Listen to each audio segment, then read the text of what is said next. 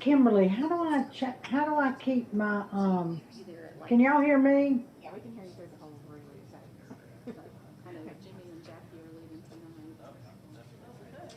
I'm not. I haven't packed, so I'm picking on it.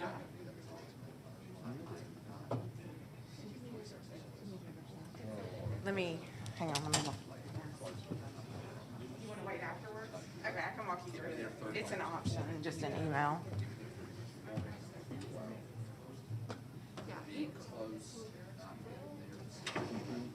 Yeah, even someone like me who does not mind being late, obviously, I don't mind, like, things like just press, I won't see you. I don't know, like, I'll make sure I know what's coming up, I'll be like, I'll wait Okay. 2,000 different times, making sure. I'm gonna do another I, test through the podium, okay? so y'all can hear me, but I can't hear you. Yeah, hang on just a second. Can you hear me now? No, obviously not.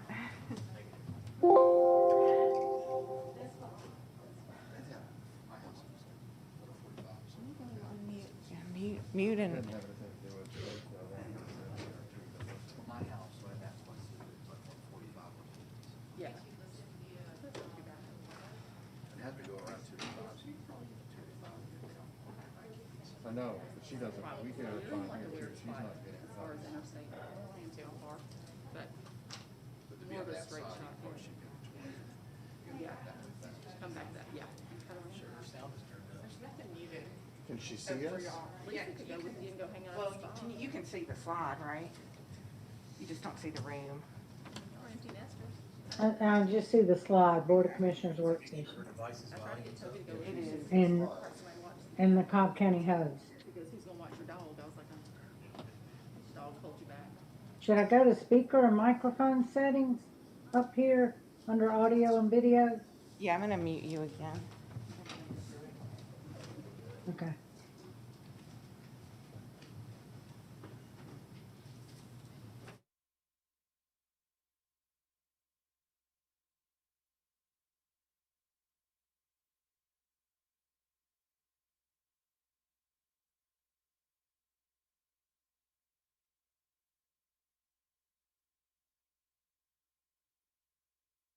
Commissioners' work session for January 26th. Today we will have a presentation of information regarding recommendation of changes to our Cobb County Code. I believe our first presentation will be from Ms. Jessica Gwynn with Community Development.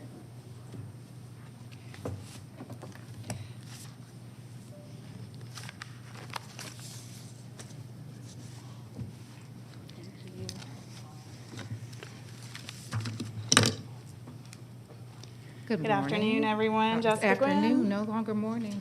Yes, afternoon. Flying. Jessica Gwynn, Cobb County Community Development. Thank you all for having us this afternoon. As you know, it's time for our annual code amendment package update. So that's what we're here with today. This presentation will hit the highlights of all the code amendments that are being put forward, and certainly we welcome any questions that you all have. And we'll do it similarly to last year. The code amendments were prepared by the subject matter experts along with the county attorney's office. So for most of them, the ones that are pretty simple, I'll breeze through them, but we also have the subject matter experts here to help out with those questions that you might have, and some of them they'll be presenting.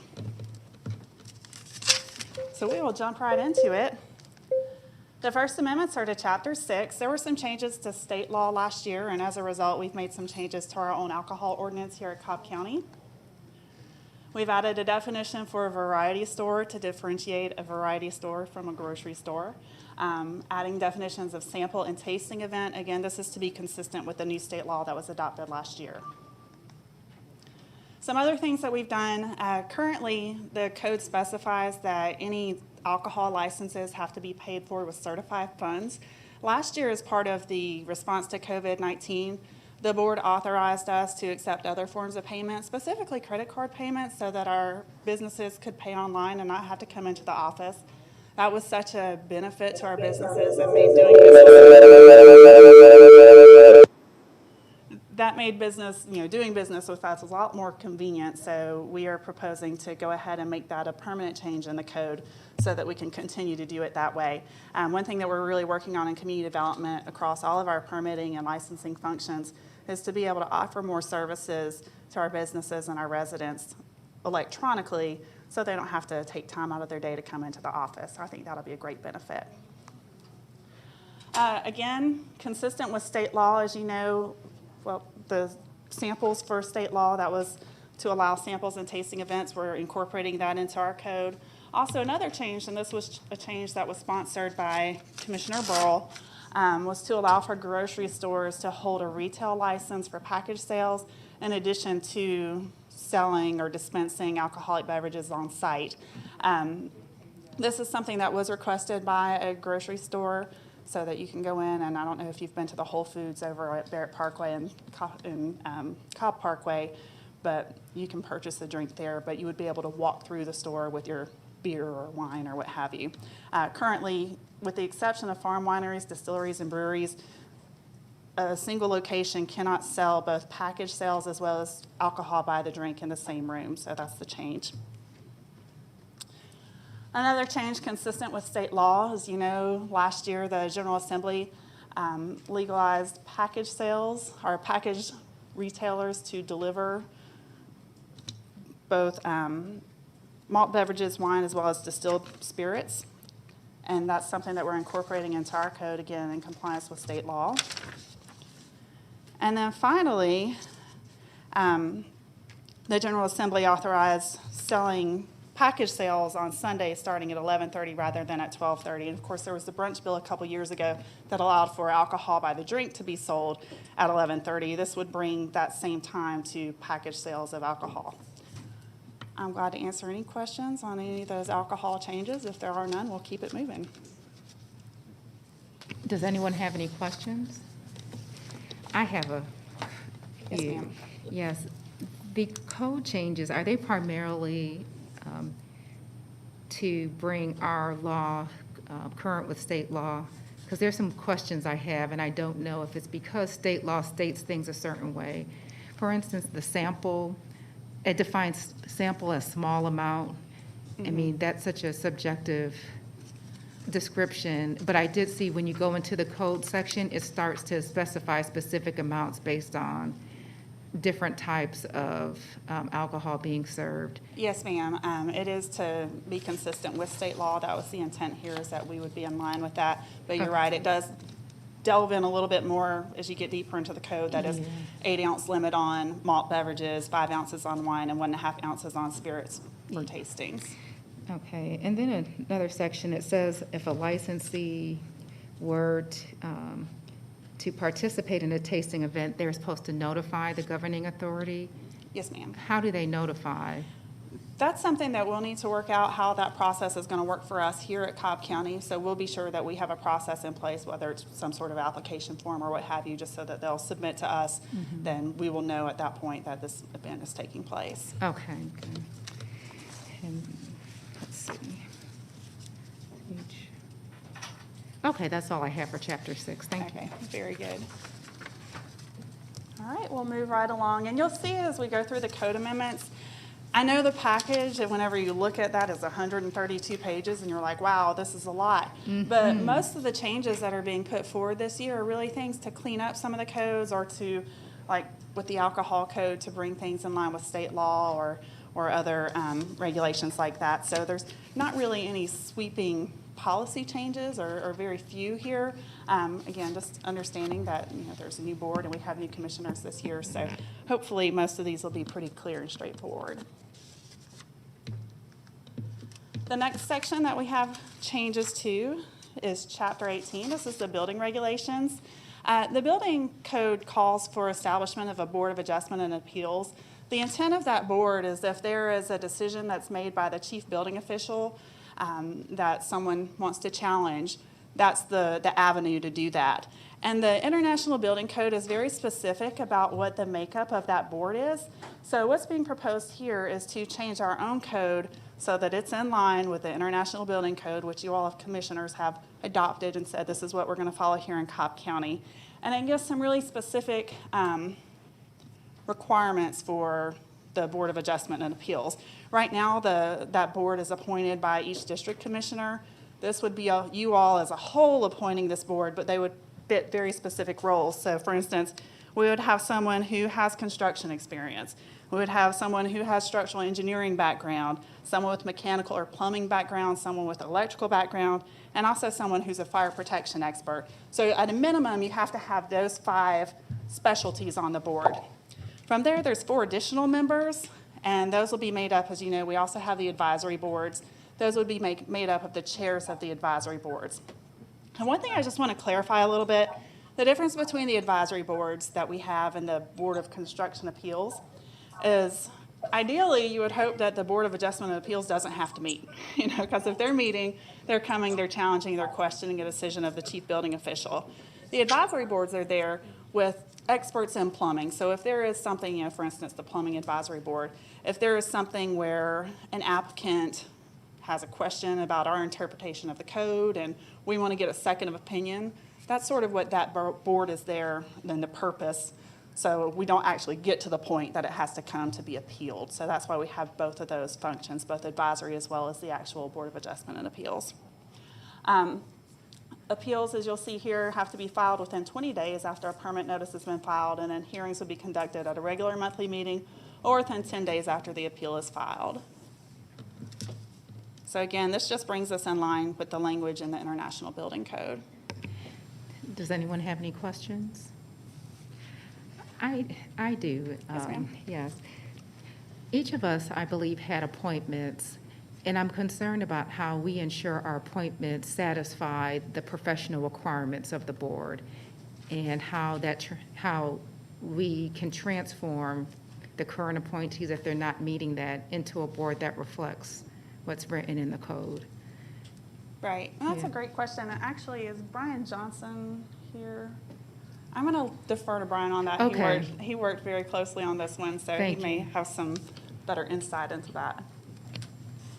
Chair Cupid, wouldn't that be something we're going to discuss at our retreat over the next few days? Well, let me hear from Okay. Brian today, and then we'll see. Yeah.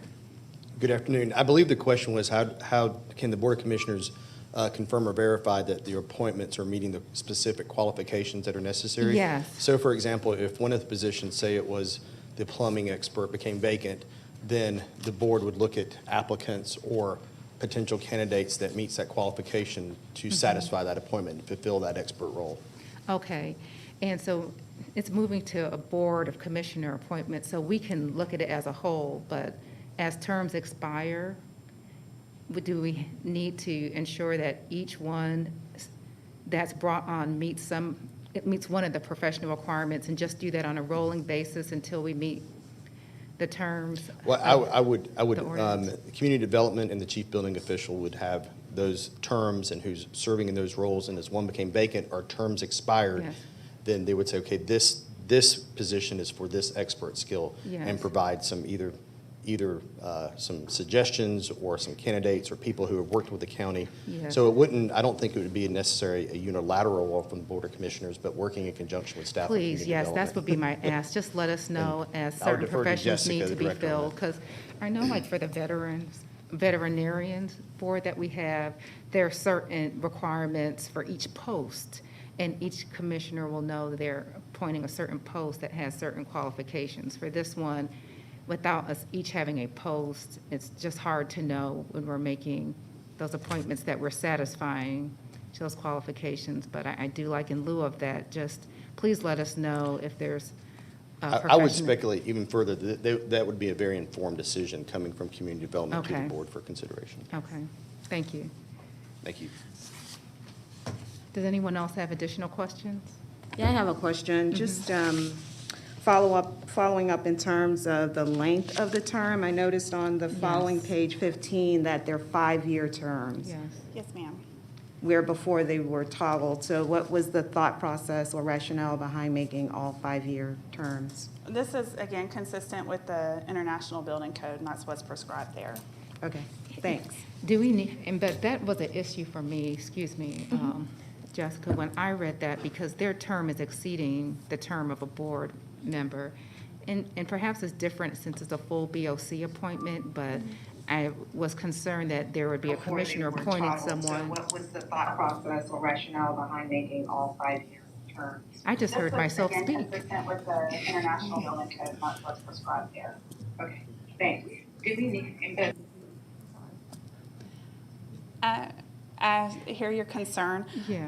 I would suggest I'll make a note of that, and then we can continue working with the county attorney's office to look Okay. at whether or not this may warrant some additional consideration. And, there will be a number of changes that'll come between the first hearing and the second hearing. Okay. So when we come for the second public hearing on all of these code amendments, you'll have the revised package, the revised code Exactly. amendments, and I'm going to include a cover sheet that bullet points exactly what changes were made, so it'll be easy for you all to see the changes made, as well as the public, so that you can see that your comments have been reflected. But we will certainly be glad to take a second look at that. Thank you. I guess I'll ask Yes, one go ahead, follow-up Commissioner. question to that. So let's, fast forward, we approve, this is the language that we use. Does this now take into effect before we make those appointments this time? Because I know I currently have someone coming up to term, and so this is a seat that I'm actively filling. So does this now apply to that appointment, or how does that occur? This code will become effective when you all adopt it. So I think if you have an appointment who is coming due and you wish to make that appointment before the code is adopted, and these come for the second read, the first meeting of February, so it's a pretty quick window there.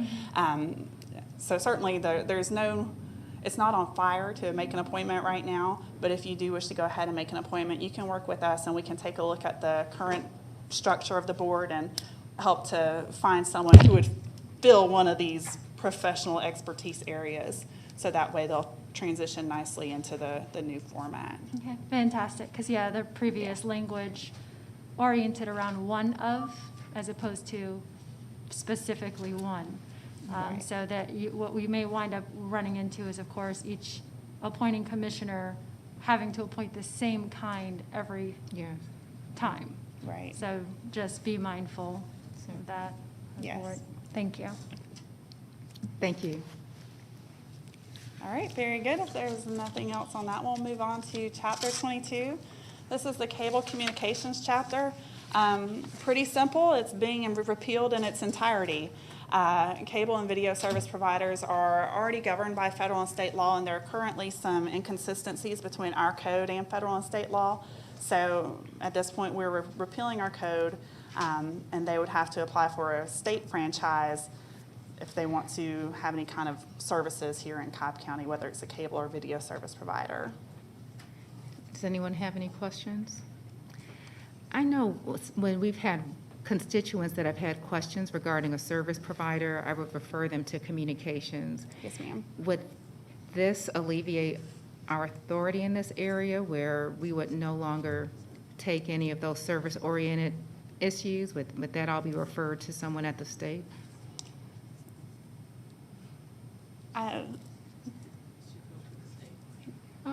Go to the state. Okay.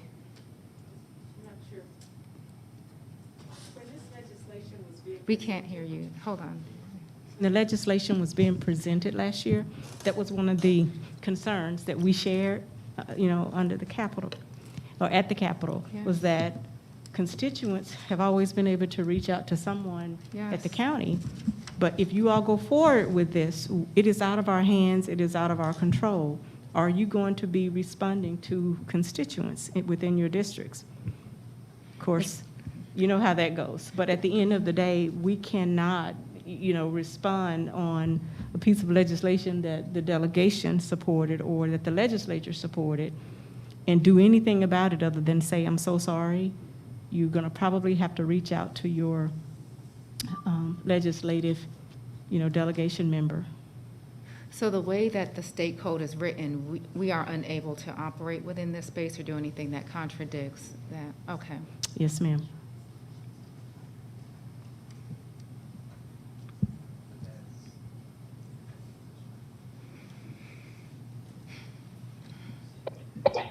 Next. Commissioner Burrell, do you have a question, Commissioner? Okay. Hi, good afternoon. Good Nancy afternoon. Gallagher with County Attorney's Office. Hi, Nancy. Under the repeal, if we repeal the local code, we can still enter into an agreement with Comcast, for example, they have a choice, the cable operators have a choice. If they want to operate within the county, they can go to a state franchise, or they can continue under, we have a current agreement with Comcast that's still in place, and we're negotiating a renewal of that agreement. So if we come to an agreement with Comcast under a local franchise agreement, which is allowed under the state law, then Okay. everything continues as normal. Okay, even with the repeal of this chapter? Yes. Okay. Yes. The repeal is really just to do away with any conflicts Okay, that we might have between the state and federal law, because those both govern. okay, But it's up to the cable operator to choose the state franchise, which some have already done, Charter, AT&T, but Comcast is working to renew the local agreement. okay, thank you. If we can find out who has a franchise with the state or county government, that would help us too when we get constituent concerns. Okay, So we can let them know, we can address Comcast think if they Comcast were to is- renew, but we couldn't address another one. Comcast is the only one. Comcast is the only one has a local agreement with us. Okay, Charter, AT&T, Zayo, is it Zayo one? They all have state franchises, okay. so they're governed a little bit differently. Thank you, Nancy, appreciate that Sure. clarification. Any other questions on that one? Okay. Once we reach an agreement with Comcast, we'll come back to the board and, of course, make sure. Right, it'll have to be approved by the board. Right. Thanks, Nancy.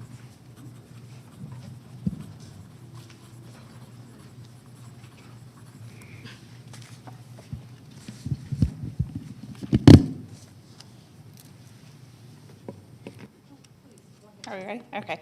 The next change is to Chapter 50, Environment. I mentioned that there's, in your code amendment package, you see there's a lot of language. This is Articles 3 and 4 in Chapter 50. All of that language is basically to say that these revisions are coming forward to our code to come in line with the Metropolitan North Georgia Water Planning District's Model Stormwater Ordinance regulations. If there are any questions about any of the specifics of that, of course, Dave Braden is here and glad to answer those. If not, we'll keep moving. Do any commissioners have questions? Okay. Okay, let's just give them some time to go through and see. Yes, ma'am. Okay, Commissioner Gambrell? I do, but if we need to discuss this outside, I understand that as well. I know we're doing certification of stormwater detention facilities, but do we ever verify that the water flows to the structure? I know on paper, it's supposed to be designed, but do we ever go back and actually make sure that the water does flow to the structure? Again, Dave Braden with the Stormwater Management Division. Kelly, is your question when the development is built, is it built to the design? Well, it's kind of, it's multi-parted, because here we've got where, a certification that the development will be performed in accordance with the stormwater management plan once approved. And then on another page, we then talk about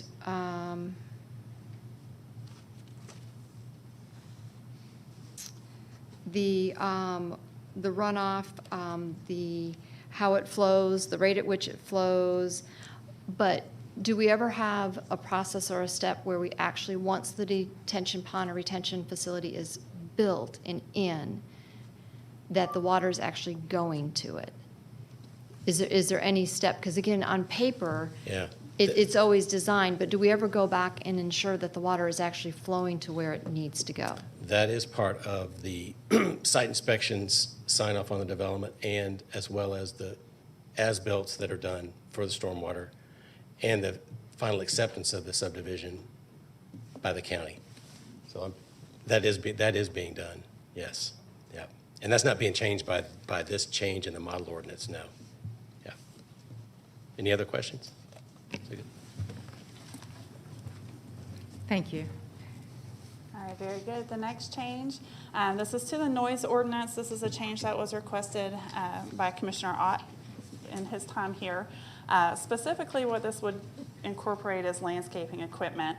There had been some complaints from residents about people getting outside and starting on their lawn work very early in the morning, and especially landscape companies a lot of times get started a little early.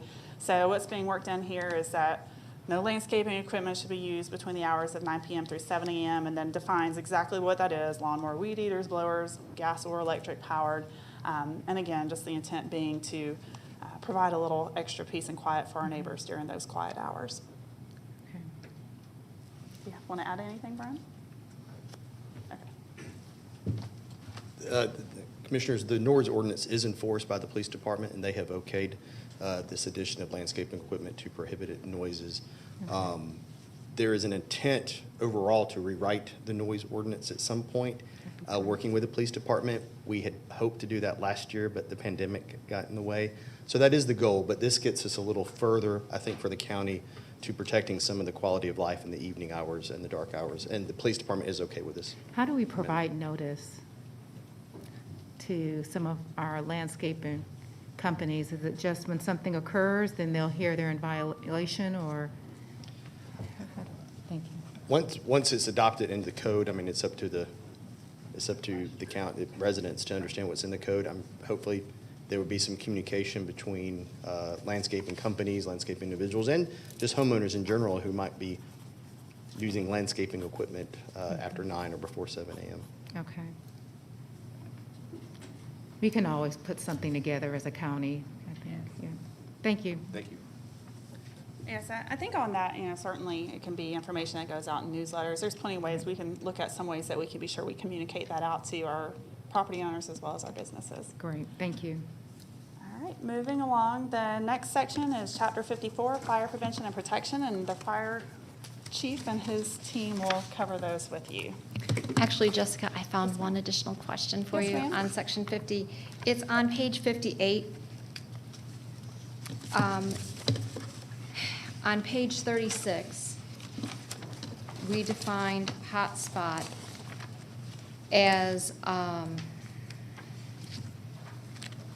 land use or activity on a site. What section is this?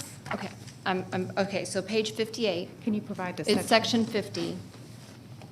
Can you provide subsection? 50-103.2. Okay, 102. Actually, I'm sorry, it's 50-105. Okay. And it's number 4. Mhm. Again, it's on page 58. Yes, ma'am. Okay, number 4 says hotspot land use. However, under definition, hotspot means a land use or activity. Do we need to include or activity there to make sure that it's the same as the definition? I'll make a note of that, and we can take a look at it with Dave Braden and see if we need to make that change. Okay. Well, definitely, so it's for activity. That sounds like it should be a simple enough change. I just don't want Just for clarity. the activity to be removed and that become a potential issue down the road. Yes, ma'am. I don't see any reason we shouldn't be able to do that, so I'll make a Okay. note. Thank you. Very good, thank you. And also, Jessica, just going back to the landscaping, can we further revise the beginning hours? Currently, the equipment is not to be used between 9 p.m. and 7 a.m. Can we revise that to reflect later hours on the, for the weekends? That's certainly something we can do. If that's something you all as a board would like to set as policy, we can write that in, absolutely. And that's not uncommon, Okay. so. Yes, it would be helpful. I know you're going to take all of our suggestions for you to share that with the board so we can all consider it. Yes, ma'am. Thank you. So is that, just so I'm clear on the direction, is that something that you all would like for us to Yeah. potentially include as a? I don't want any commissioner feel inhibited by that. I feel like we're just looking at this and sharing ideas. So if any one of us were to share something, I would just ask that you know. Yes, ma'am. Yes, Absolutely. take a note of it and share that with all of us so we can work together to see if we can include that in the next draft. Absolutely, Yeah. we can do that. All right, very good, thank you. You're welcome. I'll be back in a moment. Thank you.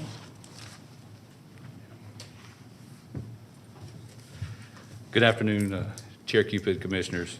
I'm Bill Johnson, Chief of the Fire Department. I've got our Fire Marshal Division Chief Nick Dahl and our EMS Division Chief Nick Adams here these ordinances that we're going through real quick affect their respective divisions. Should you have any questions, they'll be happy to answer them. So the first one is Section 54-52. It's the International Fire Code adoption. Basically, we're asking to adopt Sections 103 and 105 of the IFC to bring us in line more with the International Building Code, and that would help us with community development and get us more in unison together.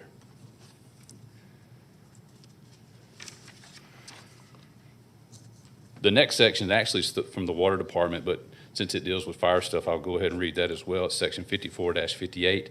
It's the use of 3-inch fire hydrant meter.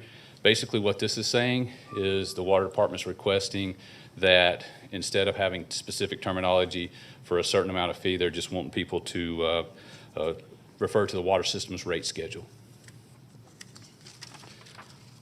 The next one, Section 54-62, Fire Watch Special Fire Services. We want to permit the fire department to charge fees for services outside the normal scope of emergency response. So for instance, if we get a special request for EMS standby, or if we have a large venue where they're asking for our fire marshal's office to come do fire watches because they've shut the fire alarm system down, we're looking to just be able to charge a special fee for that. Another one would be lift assist at skilled nursing facilities. We're finding that we're responding a lot to those facilities for persons just to help lift them when they're a for-profit business and it's taking our units out of service. And so we'll get there and all we're doing is picking them up, and they're required to have that staff to do that. The next section is 54-63. That's addressing and occupant direction within multi-building developments. And all that's we're asking there is when we go, our units respond into these large complexes that have multiple buildings, we're just looking for wayfinding provisions for directional signs to show where certain building addresses are. The next one in Article 4 is the automatic external defibrillator devices, Section 54-64 through 54-66. We're requiring new businesses only new businesses who have an occupancy load greater than 300 to be required to have an automatic external defibrillator before receiving certificate of occupancy. And believe it or not, those numbers that are in your packet, those aren't a typo. It says it increases survival in public buildings from 5 to 6% to upwards of 60%. And those aren't our numbers. That's from the American Heart Association. And so we're looking that we could hopefully save somewhere between 10 to 12 lives per year in the county by doing this. A general question, since you emphasized new businesses for this code section. Yes, ma'am. And the last code section had directional signage being required. And that would be for existing businesses also, and I see Nick nodding. Nick, you want to?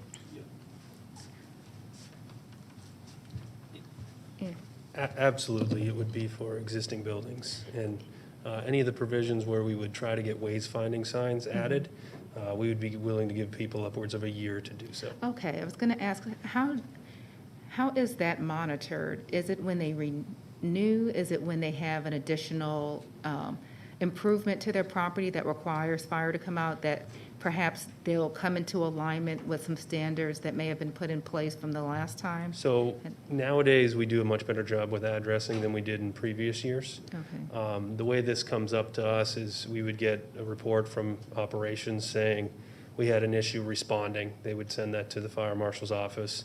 We'd go out and look at it, and large industrial complexes, that you can't tell which way building 3 or 400 is, we'd be looking for intermittent ways finding signs for emergency response only.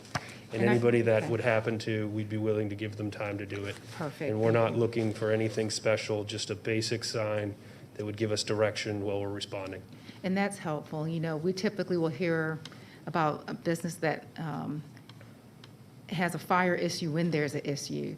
And so I appreciate your willingness to give them time to address it, because I just don't see how, similar to another question I have for Jessica, how we're providing that notice for people to know some of the nuanced changes of our code. The way we would most commonly do this is we would investigate ourselves. If we find it to be necessary to add them, we would likely go talk to the property and give them something official in writing saying we've asked for it. Many times you know, they might ask their landlord or someone else, you know, the tenant isn't always the person who owns the property. We usually give a little bit of time for back and forth. And then we would expect that to happen with, you know, up to 12 months is what I think we're building into this to give time Okay, for thank you. improvements. Yeah, no Appreciate problem. it. I've got Does a anyone, yes, we have few some additional questions. questions. So just to go back to 5462 with regards to collecting fees. Go ahead, I'm sorry. Collecting fees for special services. Yes, ma'am. Just to revisit that. Curious, what happens today when a special request comes up? So we'd have different things. So for Kennesaw State University, we have an MOU. And so we're just trying to bring everything in line. For instance, recently, we had a movie production company who requested the use of one of our fire trucks and firefighters because they were doing this fire scene where someone was being set on fire and so on and so forth. And we just didn't have a way of working out to be able to provide that to them. We would have to probably take a unit out of service, and we're not willing to do that because then we're taking away from the citizens. And so if we have this special fee, we can tell them, hey, this is going to cover the cost of the use of the apparatus and the cost of our personnel. And so, and then some of the others, as far as the lift assist, we're just doing it. And there are a lot of them that's requiring a lot of calls. Understood. Thank you. I know I would be interested in seeing those numbers just to communicate with the community what the impact is on some of these special tasks. Yes, ma'am. And that so you're assigned to do. So that the plan is once we get this passed, we're going to be working with Ms. Gwynn in community development, and we'll bring forth all the fees at one time when she's ready to present those. Yeah, no, that's fine. I meant more so that the impact that it's had thus far. Right. So that the community can be, understanding. Right, we can work to get you those numbers. Of what this really represents and that it's a great opportunity for you all. And then Right. secondly, so this bleeds into the new business question, the ones that are specific for moving forward. How do we make sure that that's obvious in the code, that those businesses are grandfathered in, that don't necessarily have, to basically say in writing they're still compliant?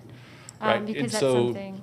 Chief Dahl, his office, for the new businesses moving forward, it'll be part of their process to make sure that they inform the new owners that this is part of the code. Is, for instance, if it's the AED, they won't get their certificate of occupancy until they can provide that they are prove to us that they have done that. What I'm trying to prevent is someone reading the code, getting vindictive about a business per se and writing a citation, and the code backing them up, because there's nothing that really protects older businesses from having to be compliant the way that it's written.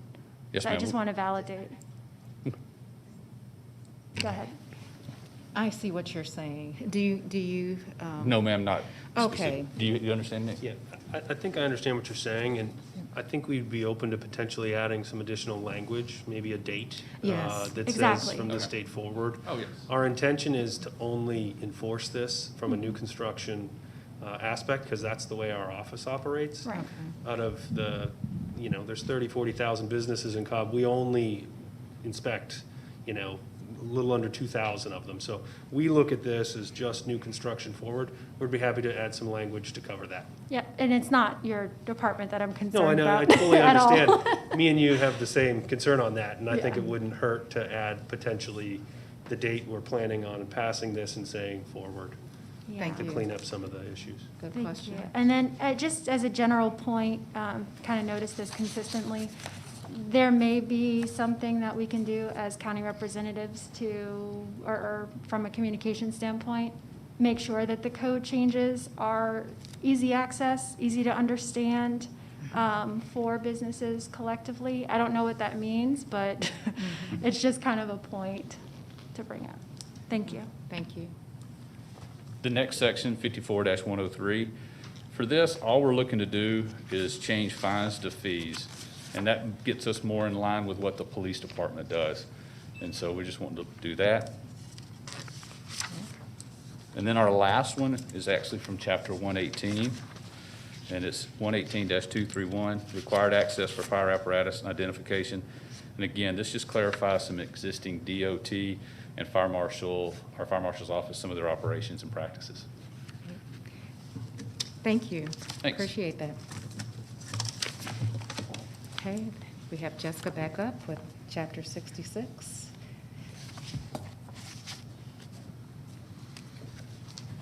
Yes, ma'am. As you all will recall, we brought some proposed amendments to Chapter 66 last year in the Code Amendments package, and the board referred that back to us to take another look at. And, you know, this was precipitated. There was a certificate of approval or a certificate of appropriateness that was approved. It was appealed, and through that appeal process, there were some ambiguities that were identified in our code. So the intent of this code amendment is to really to clear up those ambiguities, so that way, as we move forward with future requests for certificates of approval or appropriateness, that it's more clear what we're considering. And we did have, I know you all have received some communication, some emails from some of the residents of the Concord covered bridge areas and some interested parties there.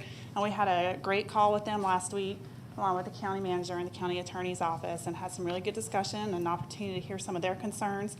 And as a result of that, there's been some additional review of this by the county attorney's office along with our staff. And just this afternoon, I received some new language that we hope will clear things up further to bring us more in line with the model ordinance for historic preservation that's prescribed by the Georgia Department of Community Affairs. Great. And hopefully that'll help us to bridge that gap between where we're trying to go and some of the community's concerns. So, Wonderful. and I've already shared that with Ms. Burns is here today, and I forwarded that on to her so that she can know and her group can know the things that we're working on. But just generally, some of the things that haven't changed is we are still adding definitions for building, site, and structure. Those are not currently in the code, so again, just to provide clarity, exactly what do those terms mean. We are changing the notification requirements for public hearings so that they're more consistent with other public hearings. The notification requirements are very broad for historic preservation, so we would just want to be sure, for the sake of consistency, that it's no less than 15 days, no more than 45 days, just like we would with zoning. Okay. And then this is where we have had a lot of discussion, section 66-82, 66-85. The goal here is that we want to be sure it's very clear what actions the Historic Preservation Commission can take on a certificate of appropriateness, that they can approve it with stipulations, or they can deny it. And then we want to be sure that it's clear what standards they're going to be using in making those determinations. So that's the piece that we're still fleshing out a little bit with the residents over in that area, and we will have some revised language coming to you in the second read to hopefully clear that up a little bit further. Great. And that's it for historic preservation. If there are any questions, I'm glad to answer those. Any questions? I have a question. Jessica, I know you say you're working on this, but I know one of the concerns is the term immediate neighborhood. Is that one of the issues you're addressing? Yes, ma'am. That is one of the things that we're taking a look at. And going back and looking at the state's model ordinance, that's where we're looking, rather than taking out that term immediate neighborhood or historic district or whatever, making sure that we're in line with the state model ordinance on how we define what area is taken into consideration. So do we have maps that define where the historic areas are? I know, I think it's outlined if you go to the GIS map and click historic, but I mean, do we have anything solid? Yes, ma'am. There is an adopted map from when the historic district was adopted. Of course, we have two historic districts, both the Concord Covered Bridge Historic District as well as the Clarkdale Mill Village. And there is a map that's been adopted for both of those, and there's a process if those maps were to be changed. So it is very definitive.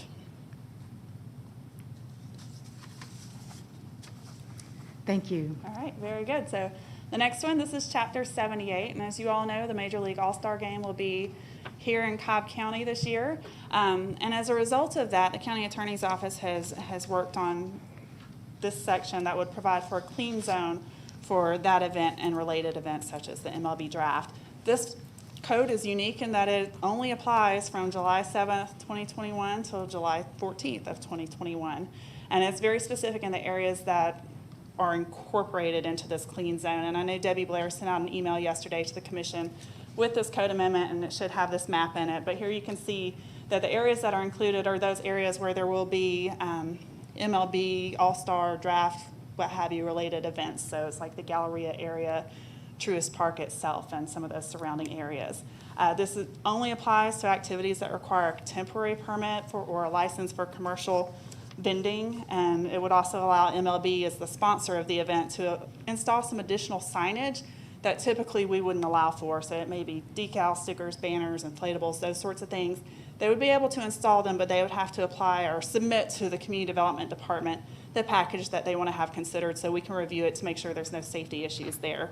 The intent of all this is really just to help better manage the both vehicular as well as pedestrian traffic in the area, and also to make sure that we're maintaining the aesthetics of the area as part of this event. Yes, I know when we had the Super Bowl here, the big game, I think we were prohibited from even saying Super Bowl, the big game here. There were some restrictions on activity that could occur within certain spaces or certain marketing of material.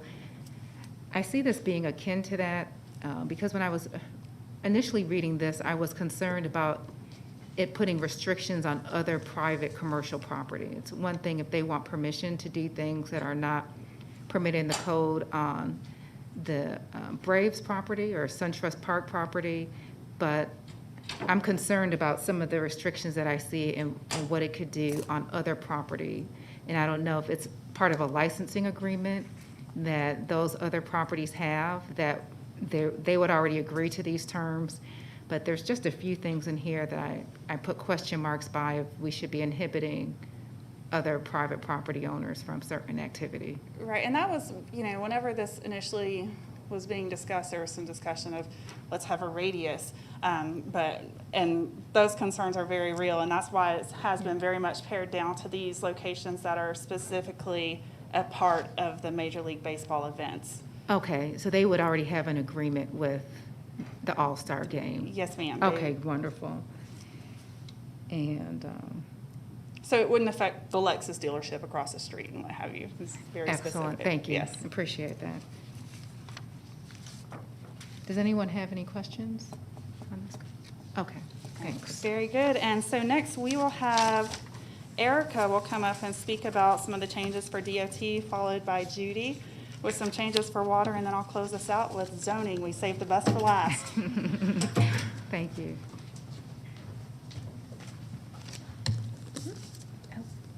Good afternoon, Chairwoman and Commissioners. Good afternoon. Our section is Chapter 106, which is streets, sidewalks, and other public places. The first section that we would like consideration is Section 106-3, which is our utility accommodations within the right-of-way. This is really just basically asking the board to consider amending this code section to allow the county to incorporate the newest version of the Georgia DOT Utilities Accommodations Manual. Currently, we're referencing the 2009 version, which has been updated to a 2016 version. Okay. Are there any questions related to that section? Let's see. I don't have any questions. Commissioners, any questions? Okay. Great. So the second section is Article 7, small wireless facilities. This code section was actually adopted late 2019. We've realized since that adoption that there were a few little things that we needed to tweak in there, so we've added a couple of definitions, what a permittee is, and information related to replacement or removal of poles.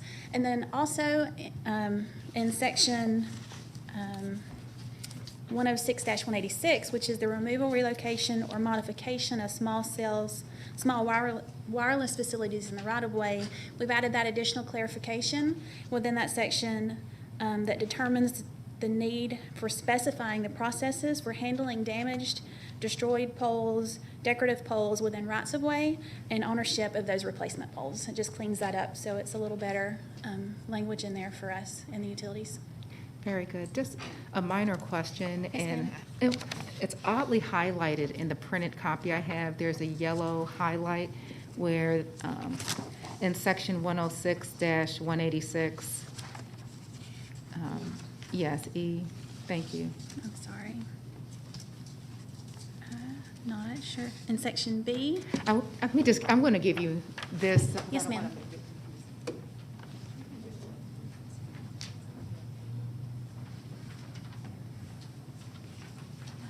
Yes, ma'am. we've revised since then and added that day in there, so it'll actually be, in cases where the applicant shall provide the county within at least 10 days. Okay, great. Notification prior to replacement of those poles, I'm sorry. Great, no problem, thank you. Yes, ma'am, thank you. Any other welcome. questions? No questions for me, anyone else? All right. Okay, thank you so much.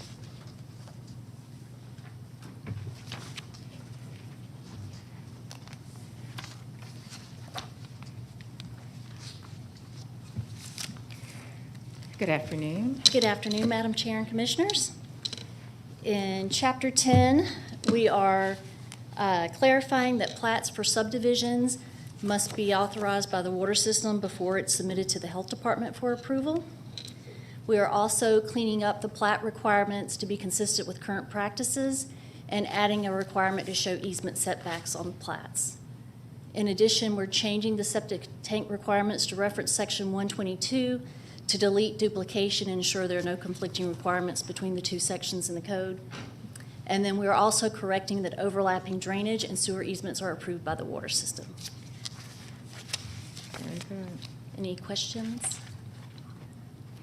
This was just, there's an odd layout here. Was there a form actually in the book at some point in time? I see tables in here. No? I don't know if that whole table is being deleted the way it's here, written. I'm not sure. Our You're not sections sure? didn't have tables in it, but I don't know if It there are other didn't? sections. Okay, that it could be the format of how this printed again. I printed this out on the online version versus the one in the book, but it just wasn't clear if we were deleting a form. Okay. Thank you. Do any commissioners have questions? All right, thank you. All right, in Chapter 122, Utilities, we are cleaning up language to be consistent with current practices.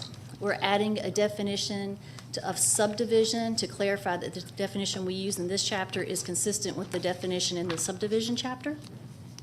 We're adding criminal penalty section, which is a requirement of federal pretreatment regulations. This was previously in the code, was removed at some point, but the regulations require it to be in there, so we're adding it back in. We're changing the wastewater lift station section to provide for the water system director to be able to grant a variance in limited situations for a private pump station to pump across one adjacent property. And we are adding clarification to the wastewater lift station section that EPD must approve private pump stations serving multiple properties. Okay. For the variance for the pump lift station, it provides that there could be some discretion on a limited distance. Is that discretionary too? Will they know that there's a max distance that can be considered for? It's really going to depend on the situation. There's so many different situations out there that we don't want to limit ourselves and say because you're 1 foot over that we're not. But it's going to be very, very limited situations that we would allow this. Okay. Okay. Any other questions? I do, and Jessica, maybe you can add in on this. Where you're going in defining the subdivision means the division of a tract or parcel into 2 or more lots. I thought it was 4 under community development that turned it into a subdivision. In the subdivision section, that's the same language. Is it? Okay. Okay, I'll get with each of you after. Okay. Thank you. All right. Any other questions? Thank you, Judy. Thank you.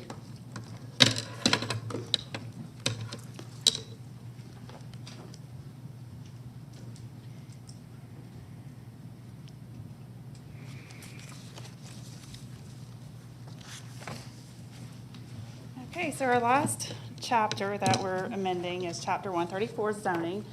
And as you all know, the Planning Commission provides a recommendation on the zoning ordinance changes. So this has already been reviewed by the Planning Commission. It was presented to them at the January meeting at the same time that they heard the comp plan amendment. So as I run through each of these, I'll also tell you what the Planning Commission recommendation on that was. Right.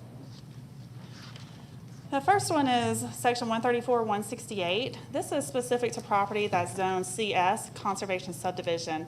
This specific zoning district is actually no longer in the code. It's been removed from the code, but there are still some properties out there that are zoned CS. And in the old CS zoning code, it required any accessory structures over a certain size to get BOC approval. We don't require that at any other zoning district. And so the zoning districts that are closest to the CS district here, it would just be a planning commission approval. So that's what we're recommending to make that consistent with the other districts that are similar. The next one, 134-221.2, and this is a code amendment that was sponsored by Commissioner Burrell, was for the redevelopment overlay district. And there has been some discussion about what to do with the redevelopment overlay district. And just a little history, this of course predates me and predates probably most of us here. When the redevelopment overlay district was adopted in 2005, 2006, the goal of course was to encourage and to promote redevelopment of certain areas of the county. Since that time, and of course at this point it's been 15 years, we've only had one application come for ROD. So I think what that tells us is we've had one application which is currently pending that is probably not working the way that it was intended to. So at this point we do have the one application that's pending. That application is still being held. I expect that it'll come to the Planning Commission in March. That's currently the plan. So our recommendation is to stop accepting new applications for ROD as of March 1st, but still keep the code in place for now because we do have that application pending. If that application wasn't pending and we didn't have any need to reference that, it wouldn't be as problematic to just scratch it. But with that application pending, I think this is the best way to ensure that we don't continue getting those ROD applications. Again, we've only had one in all this time. What I'd like to do from there, and the Planning Commission recommended approval of this amendment, but they did have a note that they'd like for us to look at this a little bit further and say, do some additional study here. I think what's appropriate, and I know that's also what the Chamber recommended in their communications they sent this morning, it's time for us to really take a look at our zoning ordinances. And I know I've spoken with probably all of you at this point at some point about the need to take a look at our zoning ordinance, really open it up and rewrite it. And I think that's the appropriate avenue, the right time to come back and look at this and say, okay, what were we really trying to achieve here? Why didn't it work? What tools can we put in place now so that we can achieve those goals? And it may be that it's tools in code. It may be tools that are, other tools in our redevelopment toolbox. There may be some other things that are not necessarily code related that would be appropriate to achieve those goals. So I think that's the right format to really dive deeper and study this a little bit further. And I don't know if Commissioner Burrell, or I know Commissioner Gamble, you also had some discussion about this, if anyone has any questions. I appreciate you sharing the history because in reading this code section, it looks as if there was some purpose to help prompt redevelopment of areas and perhaps make it a bit easier, which gave me some pause. If we pull it for this one application, does that limit other areas? So I found it interesting that you shared this was the only ROD application is the one we have pending. Yes, ma'am. The recommendation of the Planning Commission was for us to consider adding it. I don't know if that's at a later date when you do consider rewriting the code, but I just want to make sure we have your help in doing that and remembering that too, because I'd hate for us to take away a tool that could be helpful for some of our areas that are languishing because of the challenges associated with this one particular case. Yes, ma'am. And essentially, it was because in the code amendment or the zoning ordinance is one of the items that I wanted to speak with you all about at the retreat later this week.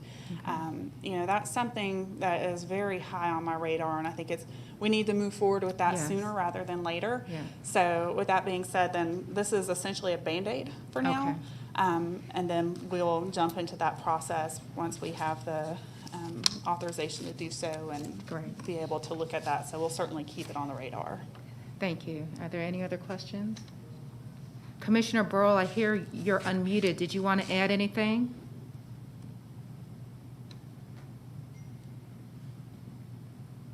Okay. Thank Thank you, Jessica. Okay. Commissioner Burrow, I hear Oh. you're unmuted. Did you want to add anything? Yes, with respect to the ROD, Yes, yes, Commissioner. are we still on that? We are. I understand there's a bit of a lag from how you're listening to the session, but yes, we're still discussing ROD. Can you hear me? Yes, we can hear you. There's a lag in everything we say. Can you hear me? Yes, we can hear you. Okay, yes. With respect to the ROD code, I was the sponsor to have that removed. And Commissioner Gambrell is my co-sponsor on that. There has been a lot of confusion as to when this was adopted in 2006. There was a committee, stakeholders committee, I think. I wasn't here, none of us were here, but there's been some confusion as to the code that was actually adopted and what didn't get in the code that was adopted. And some of the neighborhood groups or committee that were there at the time that spoke to this, they remember a lot of what they put into it. And for whatever reason, and Jessica and Jason can, I guess, kind of go over that. And, but we've been in touch with legal on this, and the code as what is in there now is what is being applied to the current pending case that's before us. It's been continued several times. So we know that that case is grandfathered in and won't affect them as far as changing the code now or removing it altogether. My preference is to remove it altogether, and if other commissioners want to bring it back for next year with forming a committee and or a task force stakeholders group to look into this, revising this code. But it was implemented or adopted in 2006. It's never been used, and I just don't see the need for it. And that would be my recommendation. Thank you, Commissioner. The need Yes. for it, and that would be my recommendation. Thank you. Okay. Yes, Commissioner Burrow, I know there's a lag in our communication with what you can hear.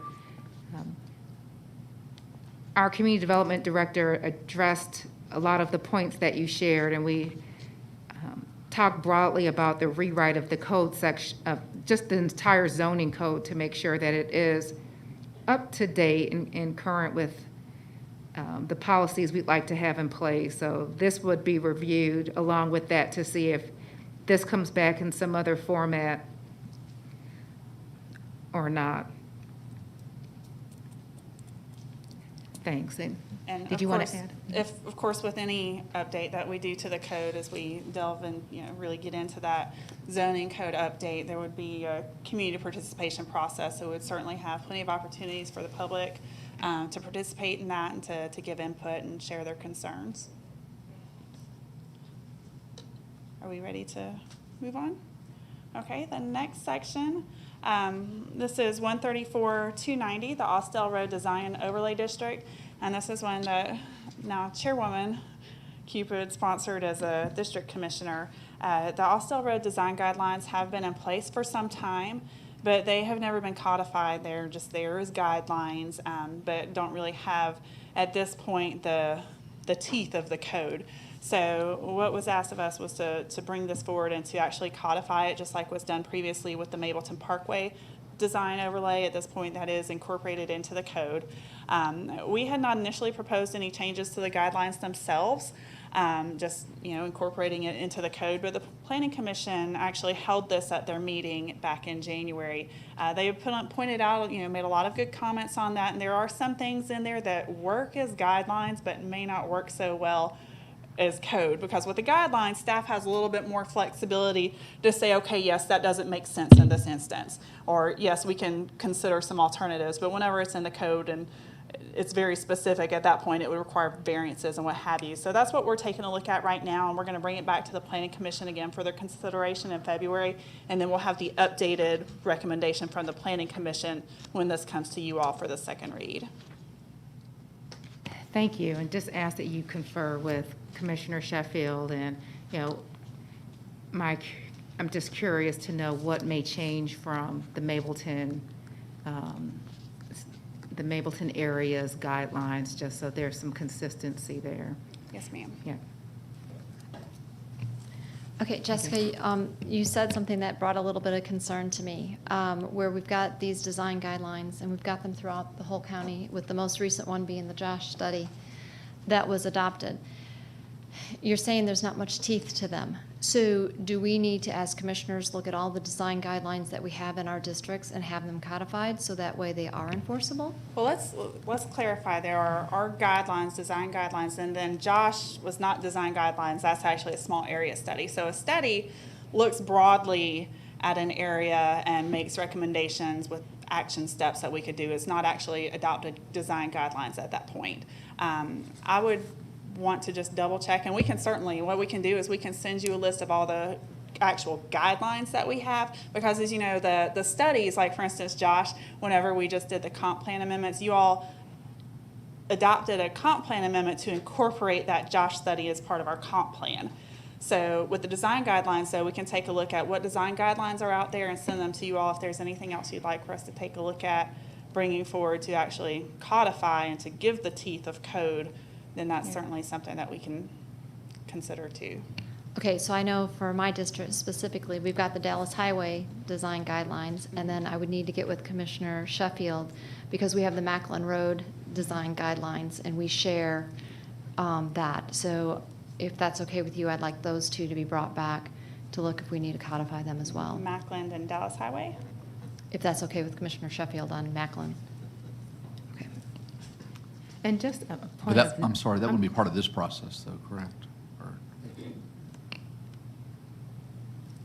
I mean, as far as changing the code, you're talking about just looking at it separately from that? Well, I guess where my concern comes is when Jessica said, you know, we've got these guidelines out there, but they have no teeth. And the only way they have teeth is if we put them in the code. You know, the Dallas Highway design guidelines have been used for 20-some years. I think they've been in place, and I'm not sure how long the Macklin one has been in place. But my concern is those are two corridors out in our area that have yet to develop, that will be developing. So, you know, if we don't have a way to uphold those design guidelines because they're essentially just a recommendation, we need to look at having them put in the code as well. I understand that. We'll just have to see if they weren't previously advertised as part of this, then we're not allowed to do it during this amendment process. Right, so I understand, but if it's a recommendation that we can then bring forth, because we usually do code amendments again. I mean, I don't know what you're planning, but. Okay, I understand. You're saying do it later, at a later point in time. I was just saying we can't do it the February 9th one. Right, unless something, I don't know we're technically going to be holding the Austell one because the Planning Commission has held it.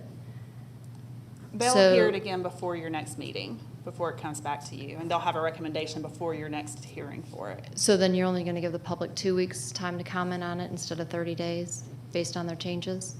It's just like here, if there are any changes that you all were to make, and there will be some changes between now and the second read. Okay. It would follow that same process, yes. Okay. Well, I guess if somehow it got delayed another month, if we could add that, I would request that. Only if it gets, because again, we're not sure what the recommendations are or what the feedback's going to be.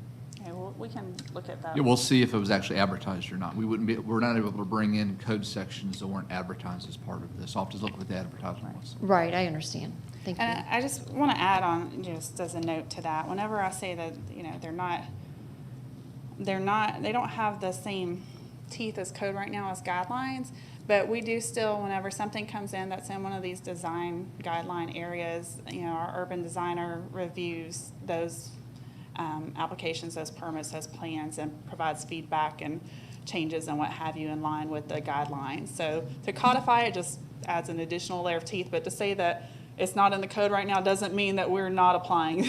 We are certainly reviewing plans in light of the guidelines that are in place. And again, this is also something that I anticipate we'd really want to take a look at moving forward as we do move forward with some zoning ordinance changes. What do we want to bring into the code? And are there some of those guidelines, you mentioned 20 years, that maybe need a refresh or what have you? So as part of all that public process and getting the input from you all as commissioners, I think that we'll have a lot of great discussion on those things. Yes, and the conversation is certainly reasonable and timely, because I can share that District 4 had a zoning case come before it, and the applicant's a very well-known business, but they did not want to provide a certain type of development because they said, you didn't require me to do it. And I noticed that what they were putting in other areas of town looked much nicer than what they wanted to put in the district. And I said, well, why did you do it there? And at least for some areas, he said, well, their code or their development standards require me to consider that. And you don't have it here. And certainly they were willing to just do the least. Now, fortunately, through some negotiating, they improved their design. But as Commissioner Gambrill observed, if you don't have something that really, at the end of the day, requires them to have a certain standard of development, and our development standards give them a lot of latitude to do something that is not desirable, you can end up with a product that is not consistent with the guidelines that you took the time to develop with your community. Just one comment. It sounds like it may be worth considering doing a revisit of code changes again this year regarding some of the, we'll just say, adding teeth to our design guidelines as an exercise for the board at some point this year. Yes, or even more specifically, and I know it's going to be hard to do all of it at once, but the development standards, I think, is what provides that baseline for development. Yeah. Yeah, and really just that specific scope. Yeah. Thank you. Very good. The last of our changes are all specific to the sign code, and as you may recall, the sign code was rewritten in 2019. You all adopted it, the board adopted it in September of that year, and it was, those amendments were made largely, it followed litigation. And after a year of implementing a new code, it's likely that you're going to see some things that maybe aren't working as well as you hope they would, or maybe some things that are missing. So after that year of implementation, we are bringing forward some additional changes to the sign code. First of all, there's no definition for banners. That's really, when we have those feather banners popping up all over the county right now, as long as they're out of the right-of-way, we don't really have a whole lot that we can do from an enforcement standpoint. So clarifying the difference between a banner and a flag. A banner is intended to be temporary, whereas a flag is actually on a permanent pole, and flags are not signs by definition. The Planning Commission did recommend approval of the changes to Section 134-312 definitions.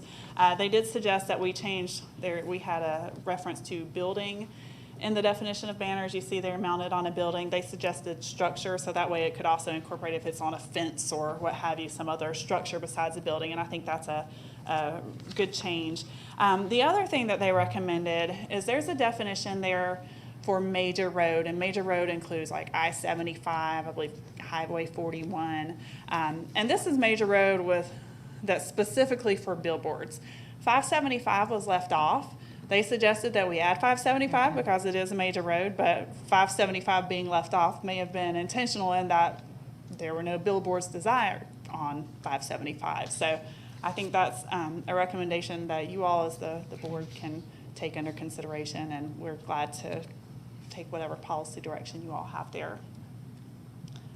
Moving along, there are some signs that are prohibited that were not included in the update to the ordinance. Some of those things, first of all, signs within easements or setbacks for water, sewer, drainage.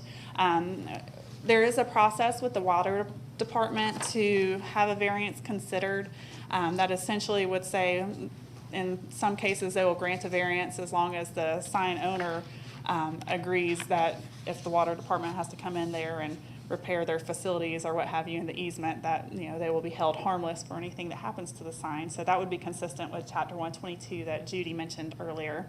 Signs on trees, utility poles, rocks, or other natural features. You see all those lost dog flyers stapled to utility poles or taped to, pedestrian crossing signs.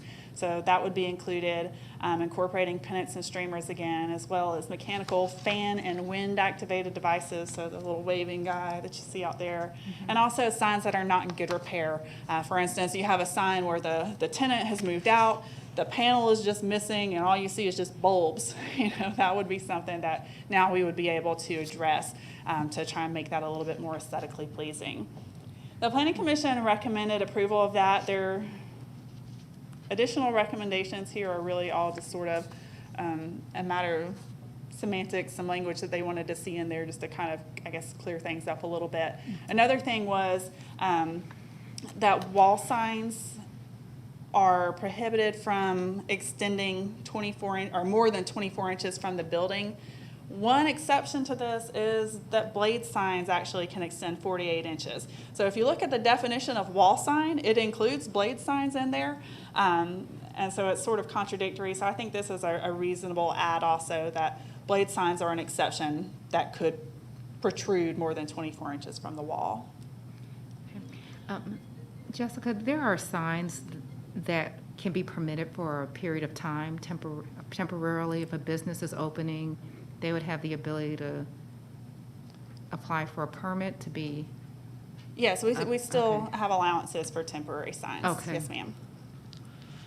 Non-conforming signs, again, this just kind of cleans up the language a little bit for us to clarify, signs that are legally non-conforming, they were permitted, they were installed under the old code, that if the square footage of the sign was legally permitted under the old code, that it would be exempt from the new code requirement. So it would be legally non-conforming, just to clarify that, and the Planning Commission recommended approval of that.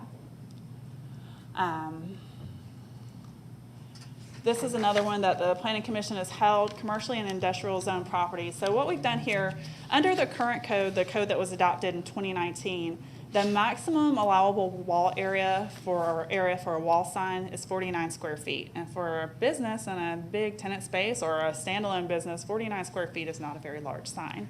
And so as a result, there's been a lot of variance requests at the Board of Appeals, and they typically approve those. So what's being recommended is to change that maximum to 150 square feet for 1- and 2-story buildings, and a maximum of 200 square feet for buildings that are over 200 or over 2 stories. And this has been, this recommendation has been put forward by zoning staff based on the variances that have been approved. These things that typically come to the BZA and get approved, let's not keep bringing them back to the board. The Planning Commission did want us to take a look at that. There was some concern from a couple of members that might be a little too large. So we are taking a second look at that, and they'll be making a recommendation on that one as well in February. And Commissioner Sheffield, as a former BZA member, we certainly appreciate your input on this code section. And similarly, for non-residential uses on residential properties, and this is, I think we're clear on this with the Planning Commission now. Of course, they had their work session yesterday. The title of the code section is a little bit of a misnomer, because when we say non-residential uses on residential properties, that would include residential subdivision signs. Well, it's on a residential property and it serves a residential use, but ultimately nobody's living on the subdivision sign. So technically it may be on its individual parcel, and it is, not actually a residential use. Apartment communities. Now, clearly, apartment communities are residential uses, but they are looked at a little bit more like commercial uses for the sake of permitting and what have you. So that's the language. I think that we've reached some agreement with the Planning Commission yesterday in the work session, kind of clear on where we're headed with that. So clear this up. But what this would do is here with the sign area calculation, the lot size, if you have a subdivision, it would include the entire subdivision plat, or the size of a lot if it's just one single lot. So for lots that are less than 5 acres, it would be a maximum of 32 square feet. For lots larger than 5 acres, it would be 64 square feet. And that's similar to kind of what you would see out there with your typical subdivision signs in those types of neighborhoods. And then also clarifying that signs must be at least 1 foot off the right-of-way. And again, this is going to be moved forward to the Planning Commission again in February for additional recommendation. Any questions? Yes, Commissioner Gamble. Okay, Jessica, the at least 1 foot off the right-of-way. I know I've got a sign up on a road that can be there legally, but it is obstructing traffic. It's taking the view out, and several accidents about happened on this road. So is there a way that we can write something into this code that also reviews essentially where the sign is put and how that could potentially obstruct traffic, and we might have the ability to move it? Let me take a look at that, because I'm not sure exactly what's in the code right now with regard to that. So let me check it out. And because there's certainly tools that we can use, there's certainly language we can write into the code to make it clear that it has to be reviewed so that it's not obstructing sight distance and view and those sorts of things. Okay, and I'll share with you the location. Yes, ma'am. Great. Do commissioners have any questions on this code section? Okay. Okay, and the next one is temporary signs for commercially and industrial zone properties. Right now, commercially or industrial zone property would be permitted to have a temporary sign that was 200 square feet. That's a very large temporary sign. So we are recommending scaling that back to 100 square feet, which is certainly more reasonable. And the Planning Commission has recommended approval of this one. And then finally, the last one, and perhaps the most earth-shattering of them all, is the code in the permit section is pretty specific about what has to be submitted with a sign permit application. And it's very clear that it requires 2 copies of plans for freestanding signs, but at this point, particularly as we're doing more and more electronically and electronic review and those sorts of things, 1 copy really is sufficient. So the Planning Commission did recommend approval of that. Okay. Any questions? All right, well, that concludes the code amendments for this first round of 2021, and I just thank you all for giving us the opportunity to break this down for you this afternoon, and we look forward to the first public hearing this evening. Thank you, Jessica, and appreciate all of the representation we've had from the departments in sharing their code sections. This concludes our work session for today. Thank you.